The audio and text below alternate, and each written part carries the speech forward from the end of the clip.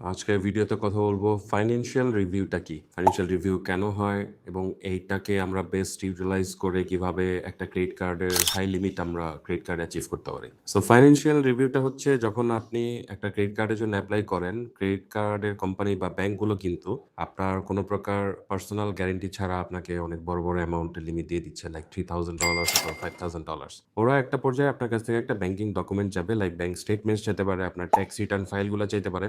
এটা দিয়ে আসলে ওরা কি করতে চায়? ওরা দেখতে চায় যে আপনার যে ট্রান্সেকশন গুলো সেটার অ্যামাউন্ট কেমন, একেকটা ট্রান্সেকশনের ভলিউম কেমন হয়। এটা দেখে ওরা গেস করে যে আপনার যে ক্রেডিট লিমিটটা দেওয়া আছে সেটা কি আপনি মেইনটেইন করতে পারবেন কিনা, অথবা সেটা থেকে আরো বেশি ক্রেডিট লিমিট আপনাকে দেওয়া যায় কিনা। এখন এক্ষেত্রে বেস্ট প্র্যাকটিসেস গুলা কি, কি? সেক্ষেত্রে আপনাকে এট লিস্ট ২ টা ব্যাংক অ্যাকাউন্ট আপনাকে ম্যানেজ করতে হবে। একটা হচ্ছে বিজনেস ব্যাংক অ্যাকাউন্ট, একটা হচ্ছে পার্সোনাল ব্যাংক অ্যাকাউন্ট। আপনি যখন কোনো পেমেন্ট রিসিভ করবেন সেটা আপনার বিজনেস ব্যাংক অ্যাকাউন্টে রিসিভ করবেন এবং বিজনেস ব্যাংক অ্যাকাউন্ট থেকে আপনি আপনার পার্সোনাল ব্যাংক অ্যাকাউন্টে টাকা ট্রান্সফার করবেন as a salary. That means আপনি আপনার বিজনেসে এমপ্লয়েড এবং সেই অনুযায়ী আপনি আপনার ব্যালেন্সটা ট্রান্সফার করতেছেন আপনার পার্সোনাল ব্যাংক অ্যাকাউন্টে। যখন ফাইন্যান্সিয়াল রিভিউ হবে আপনাকে এই ২ টা ব্যাংক অ্যাকাউন্টেরই স্টেটমেন্ট সাবমিট করতে হবে। এখন যখন ফাইন্যান্সিয়াল রিভিউ হবে মোস্টলি এইটা আপনি ধরে রাখতে পারেন যে আমেরিকান এক্সপ্রেস থেকে আপনাকে ফাইন্যান্সিয়াল রিভিউতে ফেলবে। তো সেক্ষেত্রে বেস্ট হচ্ছে যত ব্যাংক অ্যাকাউন্ট আছে আপনার, যত পার্সোনাল ব্যাংক অ্যাকাউন্ট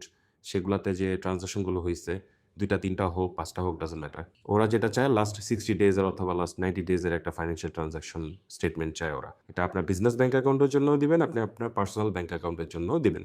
যখন আপনি সেটা সাবমিট করবেন ওরা 2 to 3 উইকস এর মধ্যে ফাইন্যান্সিয়াল রিভিউ কমপ্লিট করে আপনার কাছে গেট ব্যাক করবে এবং যদি আপনার ফাইন্যান্সিয়াল রিভিউতে দেখা যায় যে আপনার ট্রান্সেকশন অনেক বেশি বোথ বিজনেস এবং পার্সোনাল ব্যাংক অ্যাকাউন্ট, তাহলে আপনার লিমিটটা ওরা বাড়ায় দিবে। আর যদি দেখে যে না আসলে লিমিটটা কমানো দরকার কারণ ট্রান্সেকশন গুলো খুব কম বা অ্যামাউন্ট গুলো খুব কম, সেক্ষেত্রে আপনার লিমিটটা তখন ওরা কমায় দিবে অথবা যেটা আছে সেটাই রেখে দিতে পারে। সো সেক্ষেত্রে সবচেয়ে ভালো হয় আপনি আপনার ব্যাংকিংটা ফ্রম ডে 1 এটা খুব ভালোভাবে ম্যানেজ করবেন। যাতে ওরা যখন ফাইন্যান্সিয়াল রিপোর্টটা চাবে আপনি যেন ভালো একটা স্টেটমেন্ট ওদেরকে সাবমিট করতে পারেন। এটার জন্য আপনি খুব ভালো একটা ক্রেডিট লিমিট আপনার ক্রেডিট কার্ডে এভেইল করতে পারবেন।